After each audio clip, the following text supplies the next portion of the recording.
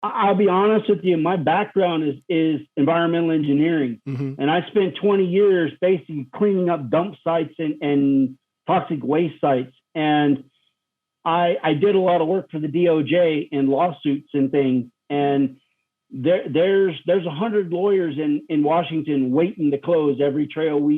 They hate our guts. They just soon close it down. And we really, I don't want to say we're in a crisis, but if we don't do something, we are. Yes. Always remember, the opinion you follow should be your own. Just consider the things stated here to be a second opinion from a complete stranger online.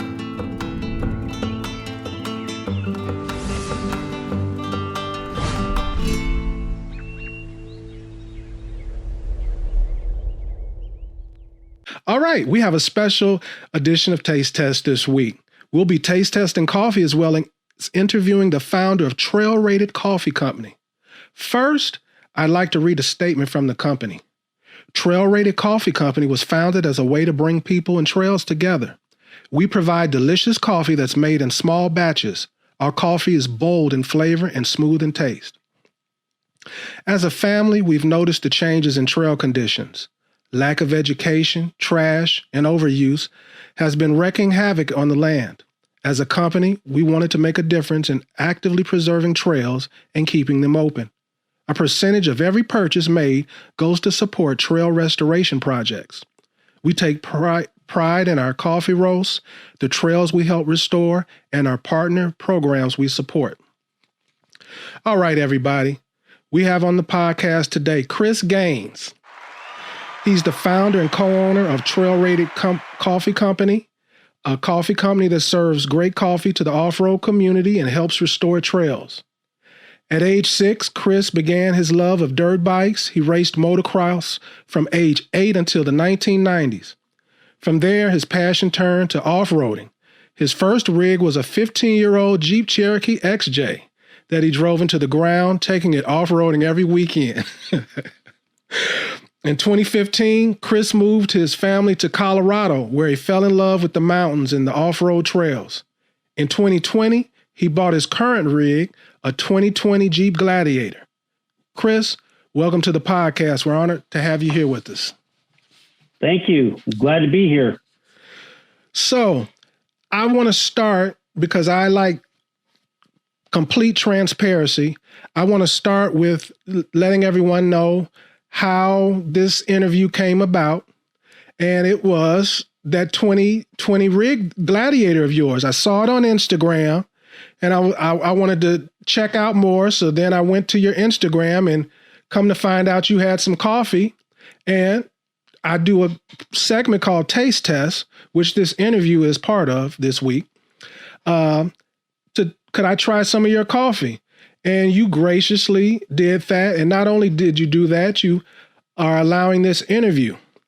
And I wanted to mention that the only reason I even care about doing the interview is not because of the coffee, but because of some of the things that you're doing outside of the coffee. And we're going to talk about that as we go. So the first thing I want to ask is about the rig. Can you tell us some of the specs of that? I'm sure everybody wants to know the specs on that Gladiator. Definitely. Well, like you mentioned, it is a 2020 Jeep Gladiator. It's a sport model, Sport S model. We have a 2.5-inch lift, and we're running 37-inch tires. We just upgraded. We got a set of Icon rebound wheels. It took me almost a year to decide on the wheels because I couldn't figure out which ones I wanted. So on top of that, we also have a roof rack that was built by Uptop Overland, which is a local Colorado company. We kind of a story on that. We actually went to them, and they were mainly a Toyota company, and we asked them to build us a rack for the Gladiator, and the owner kind of said, we don't work on Jeeps. And I said, yes, you do. And kind of worked with them to get it built. And we had that put together last year, and then got a 23-0 rooftop tent. And then the pandemic hit and we didn't get a whole lot of time out using it, but we've definitely had some time this winter and the fall to use it. And other than that, we're still working on the bed modifications. We're building a drawer system, and we're also working on fridges and electrical on it. But that's where we're at this point. It's just a good, solid rig to use out. We do a lot of overlanding, so that's really what it's built for. So, well, then I've got to ask the next question, because everybody's going to want to know. Like you said, the pandemic popped up and slowed things down, but you did get out a little bit. Is there any cool places that you've hit so far in your Jeep? Yeah, we actually just came back from the Easter Jeep Safari a couple weeks ago, and that was a fun adventure. So, wasn't our first Easter Jeep Safari, but it was the first one where we actually took out the rig, and we found out that we needed to do a little work on the rear suspension after we tore off our fenders. So we actually had to replace the rear fenders on it after Easter Jeep Safari. And luckily, while we was there, one of the trail bosses was the Bushwhackers company, and they had flat fenders for the Gladiator. So we ended up seeing those. And as soon as we came back, we ordered a set. So we just upgraded those and put those on this week. So we also did a little bit of upgrading on our rear suspension. So we've got a little more travel now. So we're not dragging our fenders. So. Okay. So I think the Jeep Gladiator is a great representation for your coffee company. Can you tell us what you do at your coffee company? Tell us a little bit about the coffee company. Later after the interview, the next segment, I'm going to taste all three of them. And I didn't tell you that. Directly after the interview, I do my taste test. Okay, perfect. So can you tell us a little bit about what you do and about the coffee? Definitely. As far as what I do at the company, I'm a co-founder. My wife and I have founded the company. It was kind of a dream that we've had for a long time. A few years ago, we had the fortune to get to go to the Kona Coffee Festival in Hawaii. So we toured a lot of the coffee facilities over there, talked to a few roast masters, and really just fell in love with not only the coffee, but just the whole atmosphere and the industry. And fast forward a few years, we had the fortune a couple of years ago that I actually had a stroke, and it kind of changed my life a little bit and changed my priorities and made me make a few decisions that really led to the coffee business. So I just getting into something that's more fun and honestly putting off dreams we quit putting off the dream. We jumped in and went for it, and kind of did the same thing with buying the Gladiator. We had our old rig for a long time, and it was a fit that we put together, and we loved it. And as far as what I do, I'm technically the co-owner, marketing director, cleaning person, packaging, shipping, do a little bit of everything. Mainly what I work on is social media, and then reaching out to organizing events and things like that. But we kind of pitch in and do a lot of everything. We're a small operation. We do all of our work on our own. We have a few outside people that help, but everything that you see package wise, graphics, everything we've done. I give you an idea. We actually did the wrap on our truck in our garage. So everything's a grassroots organization. Wow.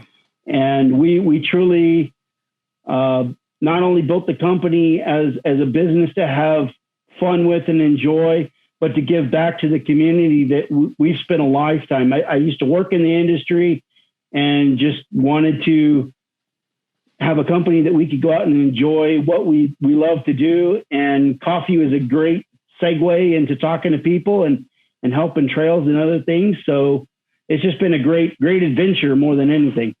So, well, I've tried your coffee. I already have a favorite. I'm not going to tell you what it is. You're going to have to watch the podcast. to All get right. to get the reveal. What's your favorite out of the three? It's really a toss up. Imogene and the Cliffhanger. I'm really hung on both. I think it kind of depends on the mood and the day, but I usually will lean towards Cliffhanger. I like that one the best. Okay, I'm trying not to give away, whether I agree or disagree on that. Yeah. So, do you have any other products coming on down the pipeline? Actually, we do. We have 2 new coffees that'll be coming out in May. The 3 coffees that we make right now are blends, and we're actually going to go with a single bean coffee this time. So we're going to come out with 2 different, it's a light to medium roast and a medium roast. And then we also have a few more in the development stages that'll be coming out throughout the summer and especially the fall. So there'll be definitely some new products on the way. Okay. I'm looking forward to that. So I want to talk food. This is Taste Test, so you got to talk food with me. I'm right there with you. I love food. Okay, so when you're overlanding, this is an overlanding question. This is an overlanding show. Sure. So when you're overlanding, when you're looking to impress, what's your go-to meal? And tell me why. Meaning, is it because of convenience? Is it the wow factor? Or what is it and why? I tell you, I'm a huge comfort food fan. So probably not the most convenient thing, but on every overlanding trip, I have a little small fire pit that I actually made in high school that goes back, and I carry mesquite wood, real mesquite wood from South Texas where I grew up, and I charcoals T-bones and baked potatoes. That's my go-to meal. I don't know if it's so much to impress me or the other people, but that's my go-to meal, and I love it. So that's usually what will end up on the plate that night. All right. If it's good enough for you, it's good enough for me. All right. Now, we like to get philosophical around here. So we're going to go in a complete different direction now. And I'm going to ask you, what do you wish you had known when you started out? This can be business or personal or whatever. I kind of have both. On the personal side, I lost my father when I was younger. And I really wish that I had spent more time checking off his bucket list items and spending more time with him out enjoying the scenery and things that he didn't get to do.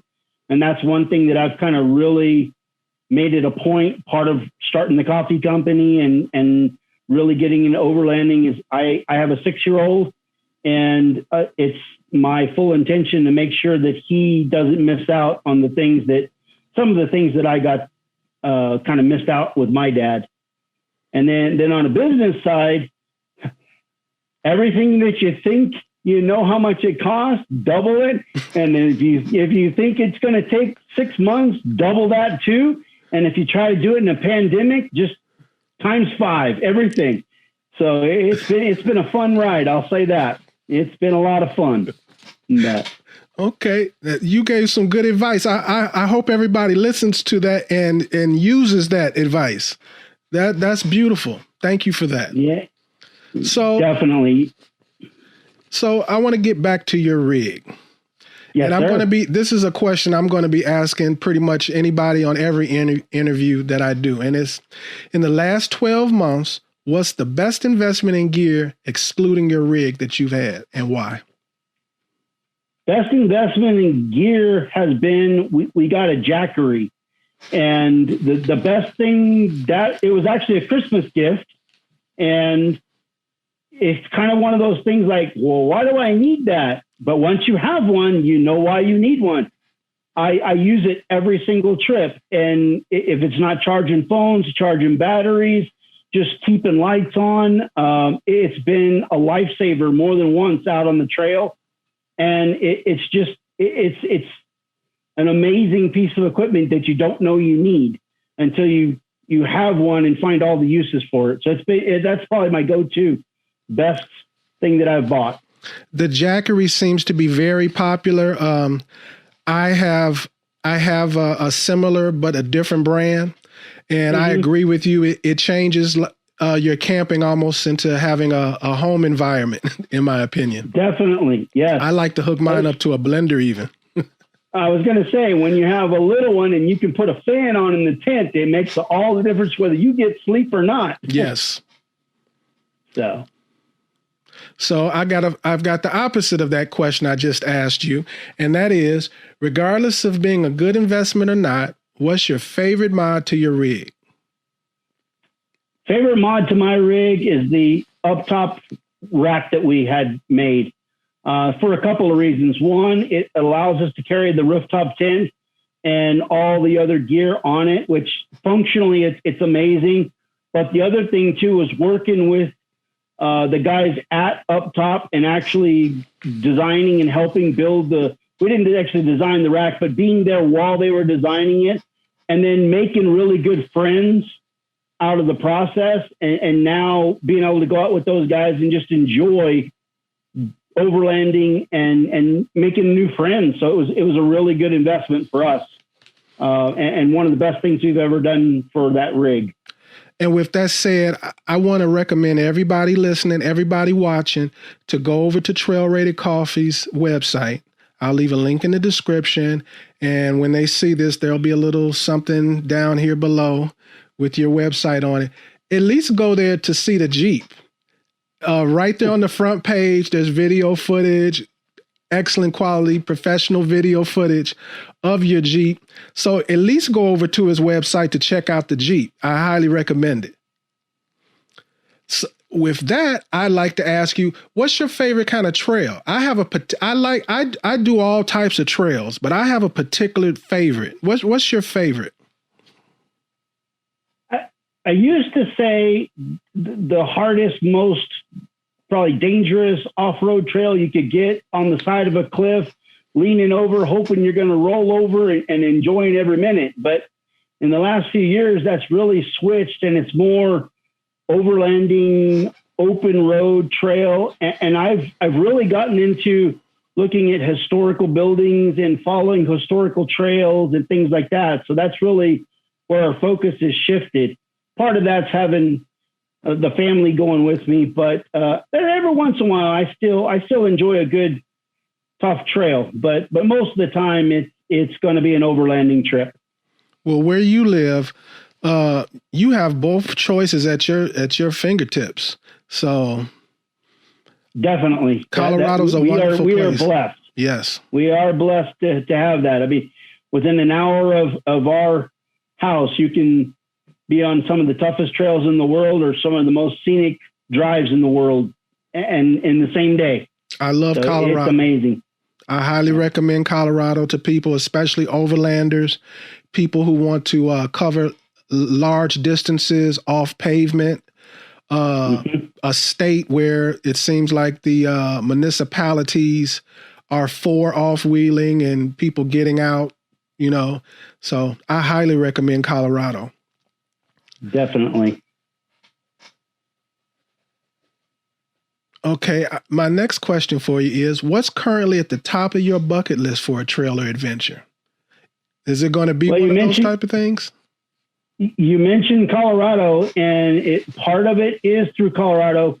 I've kind of been wanting to run the Continental Divide for several years now. I want to run from Mexico to Canada.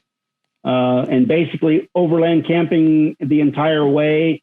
We had a plan for it before the pandemic.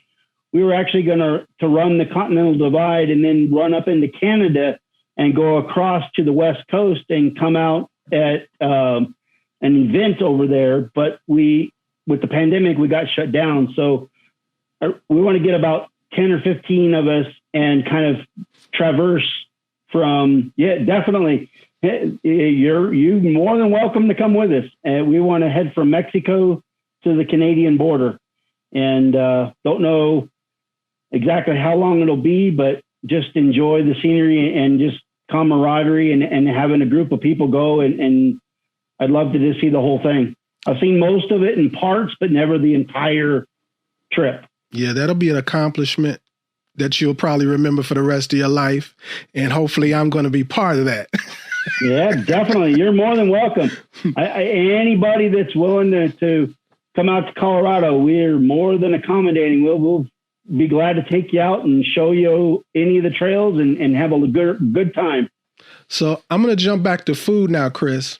Now you told me what your go-to meal is. Now I have a different sort of question. I've noticed in my travels and hanging out with different people that people usually have a routine as far as what their first meal is when they get to camp. You know, they might be on a 30-day or 6 months or whatever, but they I don't know if it's superstition or what, but it seems like most people have a first meal on their journey. What's your first meal on your journey? Or do you have one? Well, it's not always my first meal. My go-to meal is breakfast tacos. I love making breakfast tacos, homemade tortillas, bacon. You make homemade tortillas? Yes, sir. Okay. Sure do. Okay. One thing my mom taught me is how to make a good tortilla. Okay. And I still practice that and on the trail. They're amazing, especially if you have some of that leftover T-bone steak from the night before put in there. That's a great thing to do. And then get you a nice fresh cup of coffee, watch the sunrise. That just sets the day. It's the best thing ever. So I told everybody what initially made me contact you, but I didn't go into full detail. And that was, you had recently started speaking about taking care of trails. And then after I spoke to you, you solidified a partnership with Tread Lightly, which made me even more eager to talk to you. I don't really care about the products. I'm just being honest. I'm looking for overlanders. I'm looking for good people at this point in my life. Sure. You know what I mean? I agree. Yes, sir. 100%. Yes. So tell us about that. One of the reasons why we started our coffee company is we've been overlanders before overlanding was even a thing. In the past, I used to work for an engineering firm, and one of the managers I had was from Australia. So he actually brought over a rig and took us out in California in that. So it was something that we really enjoyed, and that camaraderie. And what we wanted to do is be able to take that and take it to as many people as possible. So part of that was starting the coffee company. The other thing that we've really kind of committed to is we see the destruction and all the problems that have happened with the trails. And we all know that all our trails are getting shut down or getting trashed and closed. And a lot of it we found is just a lack of education or just lack of funding at a state or a federal level. So what we've done is partnered with either local off-road groups. We're a member of a few off-road clubs here in Colorado. We've also partnered with Tread Lightly and a few other, we like to work with the nonprofits when we can. And what we've pledged is we're actually giving a portion of all of our proceeds directly to these organizations. And our only stipulation is they go direct to trail repair, cleanup, and preservation. The other thing that kind of separates us from the rest is we'll throw shovels in the truck and put boots on the ground. We'll show up and we'll actually help build those trails. So we're looking for events. We're looking for any kind of trail cleanup or things that people need help with. And if we can provide some kind of resources or labor, we are involved and we'll be there. We've committed as a company. Our goal is to help restore and replace 1 million miles of trail. It's a kind of a lofty goal, but I think it's one that'll probably take me, hopefully not the rest of my life, but a long time. And I think it's just, we've spent a lifetime enjoying those trails. It's time to give back. And I think that the best way to do it is a grassroots type of program where we actually go out and help, and we'll bring coffee, we'll bring smiles, and we'll bring labor and shovels. Absolutely. That's beautiful. I love that. So if a person is curious about tread lightly, if they're curious about treading lightly, what's the benefit to the person? Why would a person want to partner with Tread Lightly? Why would a person want to practice treading lightly?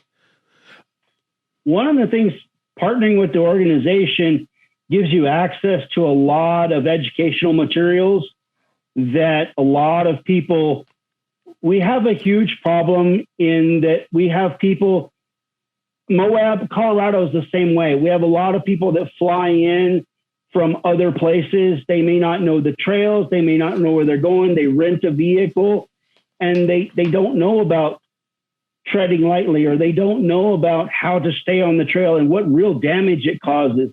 So organizations like Tread Lightly, they put different programs on, they teach stewardship, they work with organizations to find ways to educate people, and they also do boots on the ground cleanup projects and stuff and help keep trails open.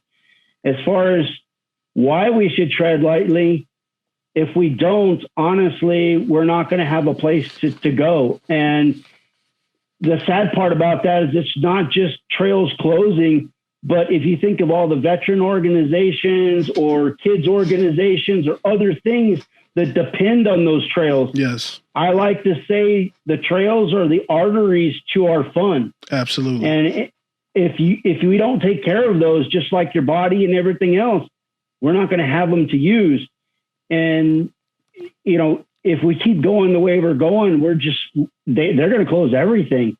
And everybody needs to do our part. And Tread Lightly is a very great organization, but more than that, it's really a statement that people need to take to heart and do. I mean, the days of just blazing across the desert and who cares what you tear up are gone. We have to protect what we have. I mean, there's millions and millions of miles of trails that have already closed, and they're on the docket to close more. We just heard that they put sound ordinances into Moab today that's going to greatly impact how Moab trails are run. So it's happening all around us. We definitely have to make an effort to tread lightly, be involved, and give back to not just taking the stuff from the trails, but actually giving back and working on those trails and giving us something to leave the next generation. I always think about it. Our next generation of off-roaders, overlanders, they're coming up, and we want to leave them something. So that's kind of the biggest takeaway from Tread Lightly. Thank you for saying that, Kris. I don't know if you've watched my podcast or watched it all the way through, but I have kind of like a go-to phrase that I end with every week. And I say, everyone stay safe, tread lightly, and hopefully I'll see you here or on a trail soon. So I'm speaking more to my audience now. That's why I say tread. That's why that's part of my closing phrase, because I want to emphasize to everyone, we are in a situation. If we don't start taking care of these trails, we're not going to be able to brag about how we have the whole West to roam. That it's going to no longer be. I also want to emphasize to people, the National Park Service, the BLM, all of these public lands, they don't have the employees anymore. And they are looking for excuses to shut things down. And we can't give them those excuses. So hopefully that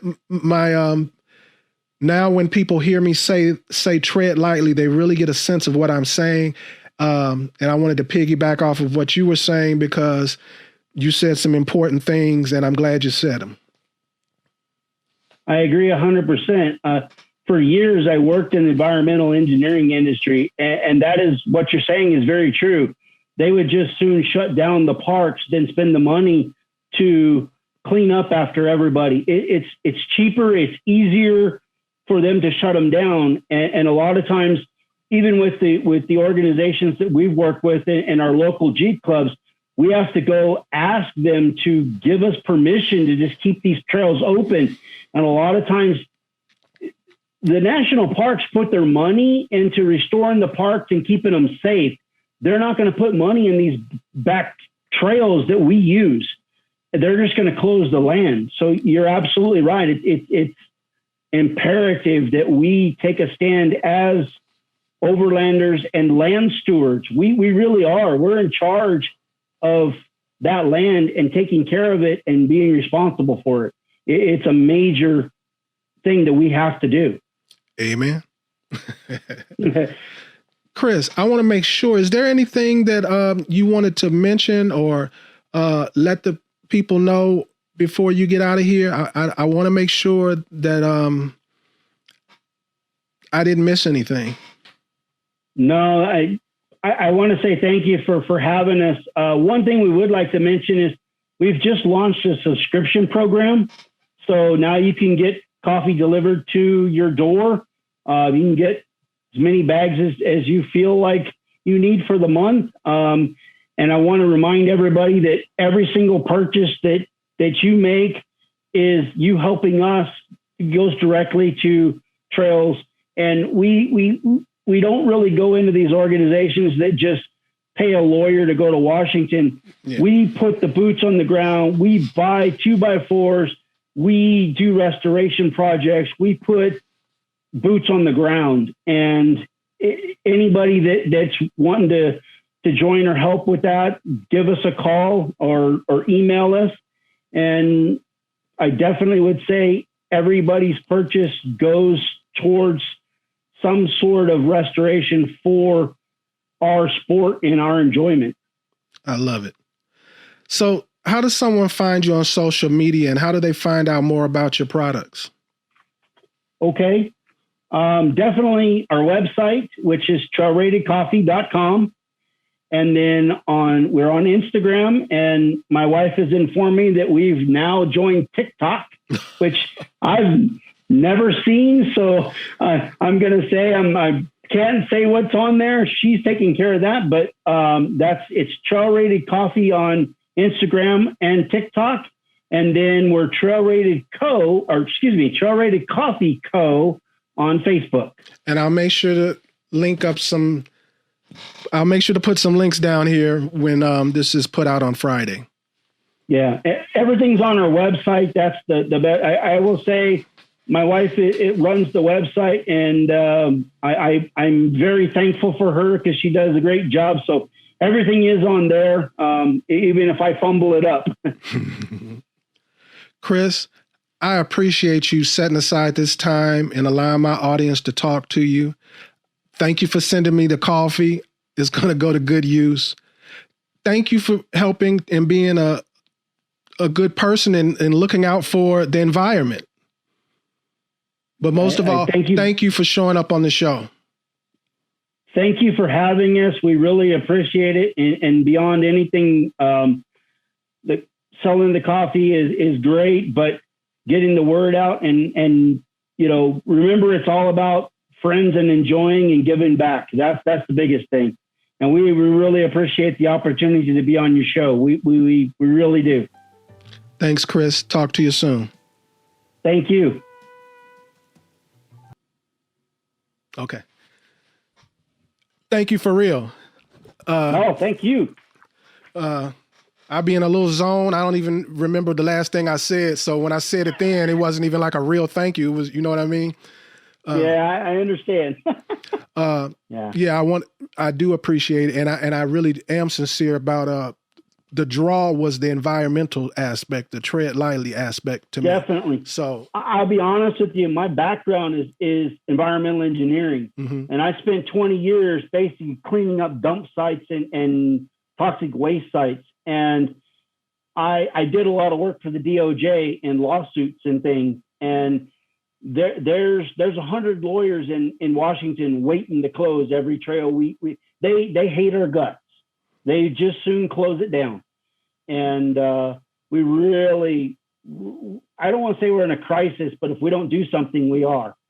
Yes. I mean, all of our racing.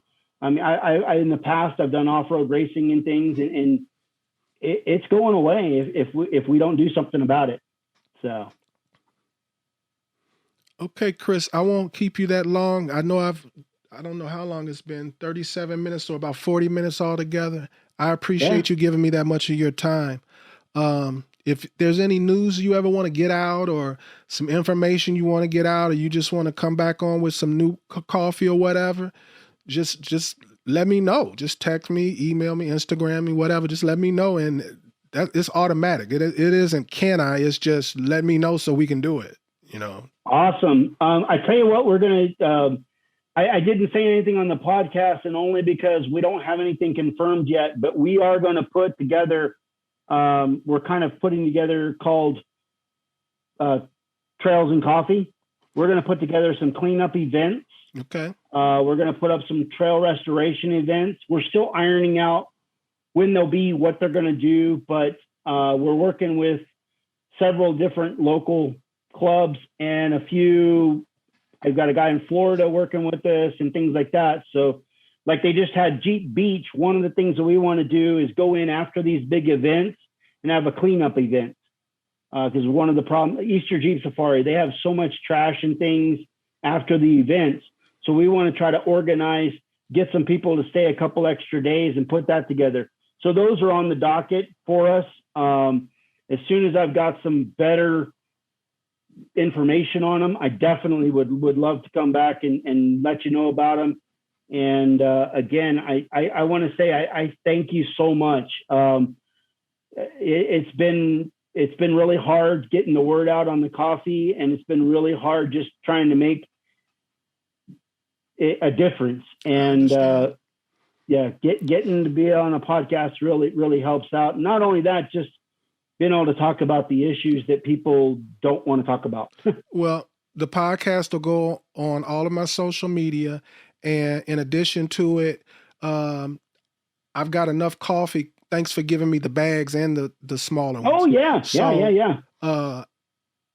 I'm going to do it in reverse. I'm going to grind up the coffee and taste test it. And I'm going to take the little packages and go somewhere remote and take some pictures, and I'll post them on Instagram, and I'll make sure to link it that this is the coffee or whatever. And I'm not looking for nothing or anything. Awesome. Okay. So, well, I tell you, if you run out of coffee, give us a call and get you some more. Let me know. Oh, I appreciate that. Thank you. We'll definitely take care of you on the coffee. And if there's anything that we can do to help your podcast or any kind of events, messages, or things that you want to get out, definitely let us know. I don't know if are you planning on going to Overland Expo? I'll be at Overland Expo East and West. Okay, you're going to East and West. So you're going to go to the one in Flagstaff? Yes. Okay. Wait a minute. No, I'm going to all three. I'm sorry. Yeah, I'm going to all three. You're going to go to the Colorado one also? Yes. Give me a second. I'm sorry. It's like East and West and Midwest or whatever they call ours. Right. Did I put that on? No, Flagstaff and Expo East. Okay. When is the one in Colorado? It's Loveland. No, I said... And it's in August, I think. July or August. I don't remember. I'd have to look it up to find out. Yeah, see, I'm taking a trip July 15th to August. That's why I'm not going on it. July 15th to August 31st, I'll be in Alaska in the Yukon Territory. Oh, man, that's a bucket list there, too. You're welcome to come. Yeah. For even a short portion of it. Right before the pandemic happened, we were planning on the guys from up top Overland. One of the owners is from Canada. So we were actually going to take off from Colorado, head up through Montana, up into Canada, run across to the West Coast, and come down to the Overland events over there. So we were going to come back that way. Okay. But with the pandemic and all the other stuff, we never made it. But, oh, yeah, Alaska is Canada. Alaska is bucket list for me as well. I'd love to get up there. Well, I'm thinking this is the perfect year for it because The only drawback to going to Alaska is all the visitors. It's the same thing with Colorado. Right. Yeah. Right. Yeah. It's the same thing. It's beautiful when it's got 4 foot of snow on it. Colorado has gotten really bad because I used to could still get around that. I just go like in late September. I pay attention to the weather, get there like the last 2 weeks before it starts snowing, and I'd have the place to myself. But no, everybody stretches out the beginning and the end of it now. You used to could either go before or after, but that's no longer. Right. Yeah. It's kind of, we go to Moab a lot, and used to, you could go down there during the week, and I mean, I've run the White Rim Trail and I've never seen a person for 2-3 days. And now, I mean, you can't even camp. You'll wake up in the morning and it's like you went to a campground. There's 20 people beside you. And that's one of the things with the trail cleanup. I mean, I sit there with a garbage bag and pick up after these people when they're gone and left. And I mean, it's garbage everywhere. It's just horrible. So. Well, I didn't want to say anything like that on the podcast, but one of the experiences that's I'm starting to have more and more frequently is not just they mess up the campsites, but they're leaving body waste and human waste, you know, and everywhere. Yep. We have a lot of dispersed camping in Colorado. People come up for the summertime and they'll stay in these Sprinter vans. Yes. And a lot of times they don't have facilities in them. And they just wherever on the trail, all over everywhere. But a lot of them do have facilities in those vans. Yeah. And it's like they don't want to use them unless they really, really have to. They prefer to even like stop and go in a grocery store, or a restaurant or something. They try to avoid using their own facility, but they have them. Mm-hmm. Yeah. We get it's no excuse. We get all of them here. It's getting really bad. And that's one of the reasons why I didn't really say anything, but I mean, that's part of the cleanup too. And I've been on the environmental side and I know what that does. And all that does is lead to more and more land closures because some of the projects I've worked on are hundreds of millions of dollars to clean up. And government's not going to spend that money on trails. They're not going to do it. Not at all. Yeah, I agree 100%. They barely want to fix the paved roads into their big name national parks. Oh, definitely. Yeah, that's absolutely true. That's it. I mean, if you're not in the Grand Canyon or like Zion, they're not fixing it, right? Unless it's just torn up. I a long time ago, I actually worked on radio communications for the Grand Canyon, and all of the facilities. I mean, there's people that work at the Grand Canyon living in cabins that were made in the 20s and 30s, and they're still living there. But all the fancy park offices and buildings and tourist shops are all updated, but not the facilities where the actual rangers live and not their stuff. Mm-hmm. It's sad. It's really sad that it's a major problem that we're going to have to deal with as a society sooner or later. So you have just gotten me to thinking about, I'm going to dedicate a podcast to, hopefully you'll join back with me and add other voices to it. I don't have any idea who those people, I know a lot of people.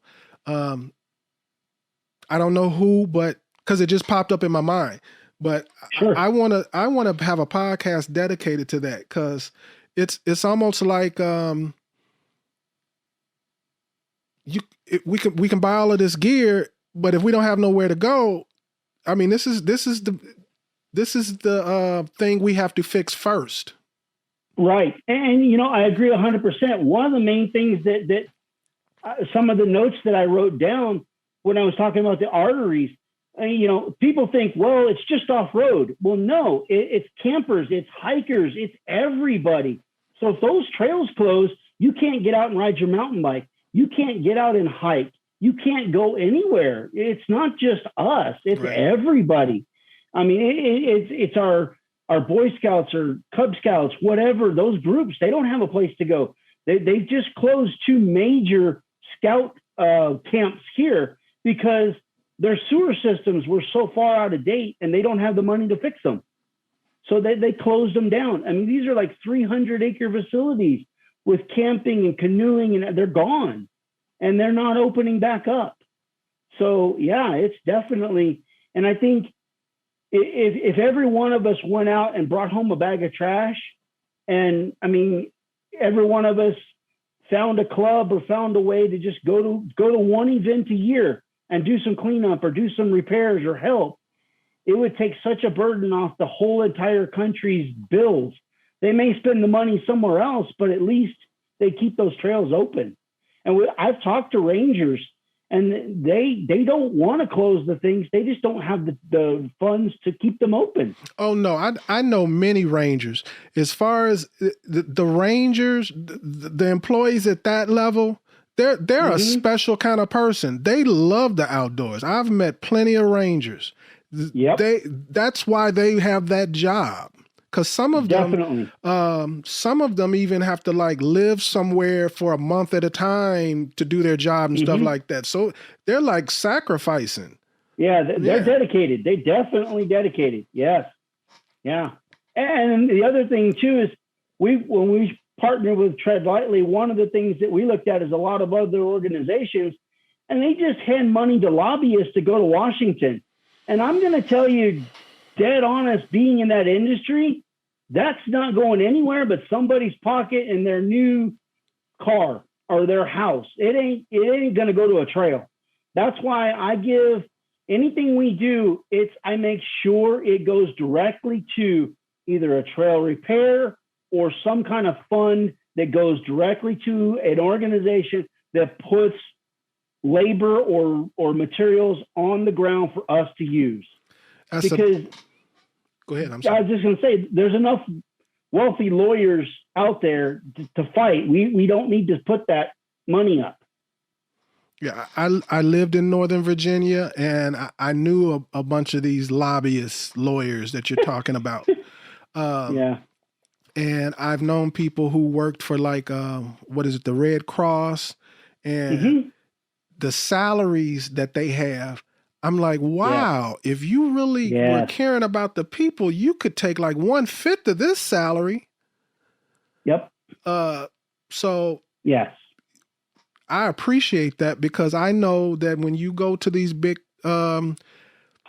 foundations and organizations, that money is all salaried out. Right. You give $1 and maybe a dime might get to something.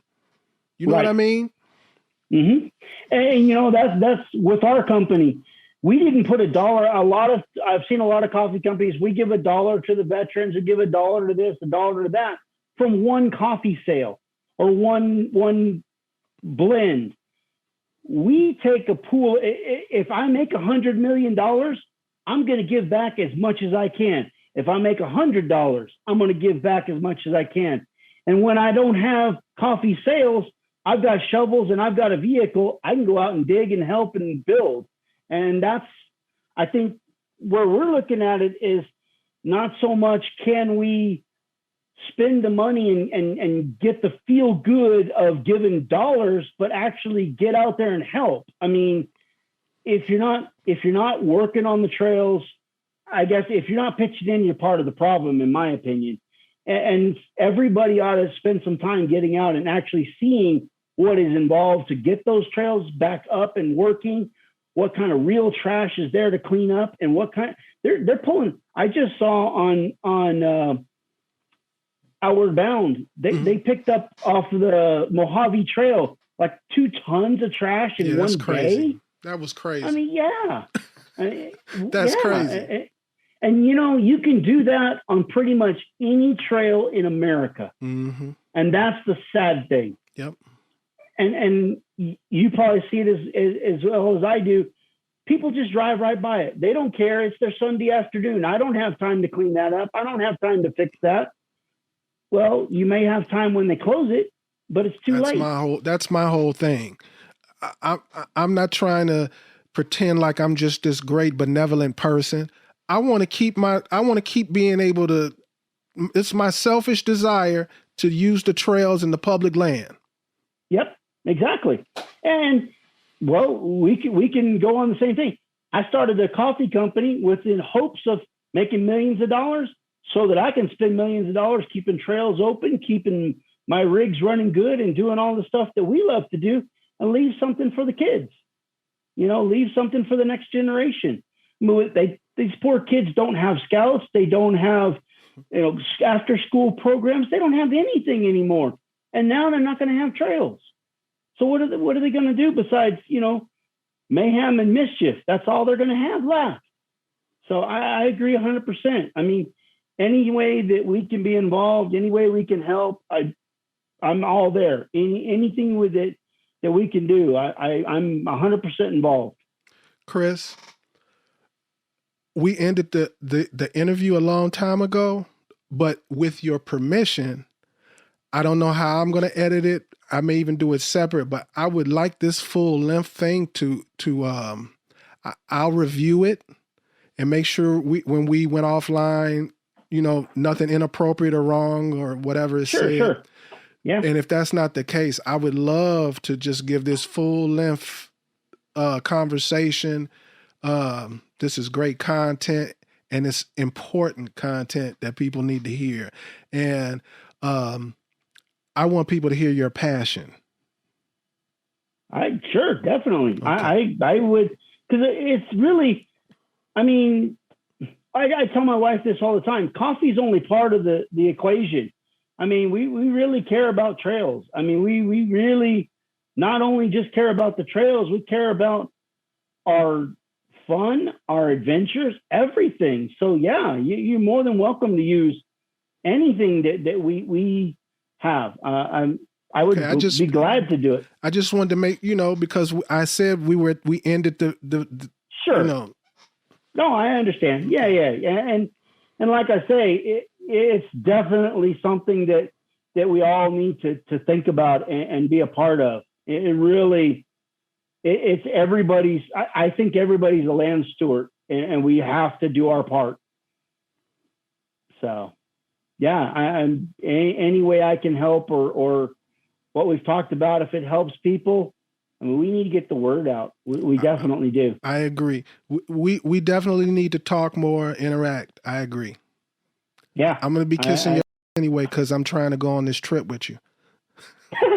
Hey, I tell you what, when we get everything pay my own together, way. Pay my own way. Yep. Well, that's the thing. We I do a lot with the guys at Up Top Overland, and these guys. We have the Overland chef. He goes with us a lot, so we get gourmet meals, and I eat better on the trail than I eat at home. So yeah, we're trying to put together a group, and what we'd love to have is a core group of, say, 7 to 10 vehicles, and then people coming in and out throughout the whole way. I know what you mean. Join in for 100 miles in a few nights, take off back and forth. We'd love to have that. And that's some of the things that we're starting a Trails and Coffee program, to where we actually, it's kind of like a Rigs and Coffee, where everybody goes to a 4-wheel drive shop or something like that. And our thing was, why don't we have these at a trailhead?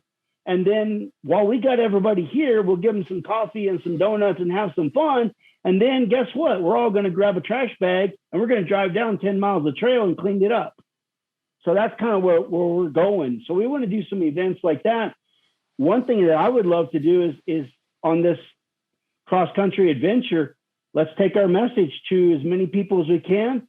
Let's organize with some local groups, pick up some trash on the way, talk to some people, and let's make it something that's almost a crusade across the country. I love that. I can literally picture it in my mind. I'm seeing a video of it playing in my mind already. I can visualize that already. I agree with it. I think it's a great idea. Yeah, I think it would be something that would be a huge benefit to us as overlanders and off-roaders. But I think to make this work, we need to take the non-off-roader and we need to take it to the downtown streets. We need to take it to I don't want to say the city hall, but we need to take it to the people that don't off-road and maybe don't know how to take care of a trail. And so across the country is a big campaign. If we could get some media attention, we can also run it on, YouTube and things like that. I think it would be a great thing to do. Work with as many people as we can, especially now there's a lot of these overlanding shops opening up. Mm-hmm. I think if we stop and we do I talked to Matt at Tread Lightly, and he's really, really a nice guy and very, very trail conscious, and he really wants to make a difference. So maybe we can even get those guys involved. That would be awesome. Anybody who wants to move this forward, I'm down with it. I'm with it. I'm right there with you. So I definitely say let's get together and have some more conversations and let's put something together. Let's do a north to south, east to west. Okay. Let me tell you about me, Kris. Okay. All right. Okay. You've probably perused my Instagram since we first spoke. I really do this thing. I really overland. Okay. And I meet people all the time. And since I told my wife, I say, you're serious. I pretend to be, you're serious. Well, but the thing is, I forgot what my point was. What were we talking about? I just totally lost my thought. You were serious and you do this all the time. No, but it was to make another point. I can't remember. I'm sorry. Oh. It just totally went poof. What were we talking about right before that? We were talking about going and working with the overlanding stores and then north to south, east to west adventures. You were saying that you're serious about overlanding. And that I know now. Let me say while it's there. And because people know me and they know I travel, I'm always getting into conversations with people and they're like, yeah, we're going to do this and we're going to do that, right? And it sounds like you do stuff too. And something that always happens is you'll be talking to 3 or 4 guys about doing something, right? And then when the time comes, they have a million reasons. I'm not that dude. Right. So I'm, like if you say, hey, let's go to Mars. If I say I'm okay, I'm going to try and go with you. You know what I mean? So that's all I'm saying. I'm not one of them I'm not one of them talkers. So put me on the list. I agree 100%. I tell you a story. I was telling you we were going on that Canadian trip. I was pre-camping and I was camping with my kid out in the driveway. And the next morning is when I had a stroke. Oh. I went to the hospital.